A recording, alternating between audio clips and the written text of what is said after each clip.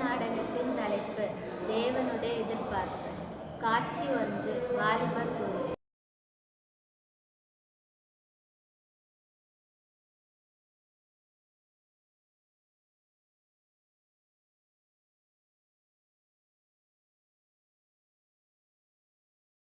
நல்லா இருக்குங்களா? இந்த வாரம் பைபிள் வாசிச்சு ப்ரேயர் எல்லாம் பண்ணீங்களா? ஓகே.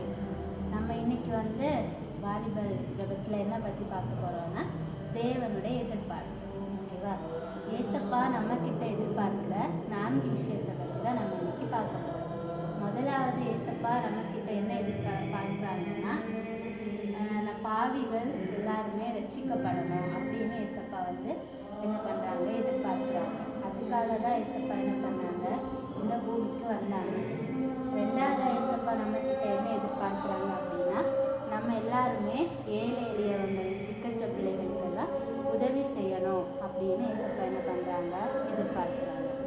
மூணாவது, ஏசப்பா நம்மக்கிட்ட என்ன எதிர்பார்க்குறாங்க அப்படின்னா நம்ம எல்லாருக்கிட்டையுமே அன்பாக இருக்கணும் அப்படின்னு ஏசப்பா எதிர்பார்க்குறாங்க. அதே மாதிரியாக ஏசப்பா என்ன பண்ணாங்க, வாழ்ந்து காமிச்சார். அதனால் நம்ம என்ன பண்ணணும், எல்லாருக்கிட்டையுமே அன்பாக இருக்கணும்னு தான் ஏசப்பா என்ன பண்ணுறாங்க, எதிர்பார்க்குறாங்க. நாலாவதாக நம்ம ஏசப்பா நம்மக்கிட்ட என்ன எதிர்பார்க்குறாங்க அப்படின்னா நம்ம எல்லாருமே சத்தியத்தின்படி வாழ்ந்து பரலோக ராஜ்யத்துக்கு போகணும்னு ஏசப்பா எதிர்பார்க்குறாங்க.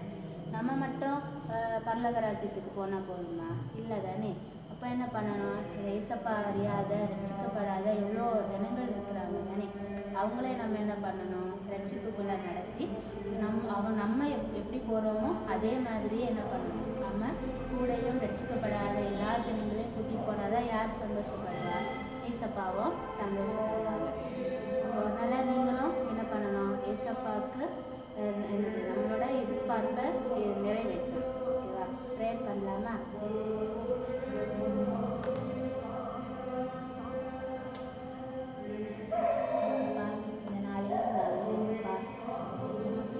தேவனுடைய எதிர்பார்ப்பை பற்றி பார்க்க நீங்கள் கிருபை செய்யுங்க ஏசப்பா. 4 எதிர்பார்ப்புகளை குறித்து பார்த்தோம். தேவனுடைய எதிர்பார்ப்பு ஏசப்பா இந்த பிள்ளைகள் மேல் நிறைவேற நீங்கள் கிருபை செய்யுங்க. இயேசுவின் மூலம் எழுச்சிக்கிற நல்ல பிதாவே, ஆமென்.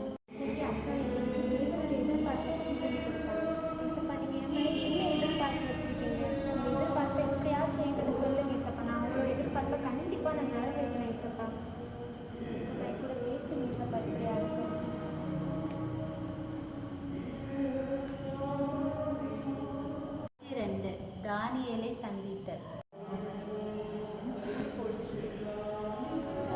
என்ன இடம் இது வித்தியாசமா இருக்கு, இவ்வளோ வெளிச்சமா பிரகாசமா இருக்கு. இந்த மாதிரி நான் இடத்த பார்த்ததே இல்லையே. இந்த இடம் எங்கேன்னு சொல்லி தெரியலையே. என்ன இடமா இருக்கும் இது? சரி, அப்படியே நடந்து பார்ப்போம். பெரிய இடமா இருக்கு. அதான் ஒருத்தங்க நிற்கிறாங்க, அவங்க யாருன்னே தெரியல. சரி, போய் கிட்ட போய் பார்ப்போம். யார் நீங்க? நான் தான் தானியேல். இஸ்ரவேல் ஜனங்களை சிறைப்பிடித்து பாபிலோனுக்கு கொண்டு போனதில் நானும் ஒருத்தன் தான். என் மேலே தேவனுடைய எதிர்பார்ப்பு என்ன அப்படின்னா புறஜாதிகள் மத்தியில் பரிசுத்தமாக வைராக்கியமாக தேவனுக்காக வாழ்கிறது தான். அதை நிறைவேற்ற தான் நான் ராஜ போஜனத்தால் என்னை தீட்டுப்படுத்தலை. ஜெபிக்கக்கூடாதுன்னு தடை வந்த போதும் கத்தருக்காக 3 வேளையும் நான் ஜெபித்தேன்.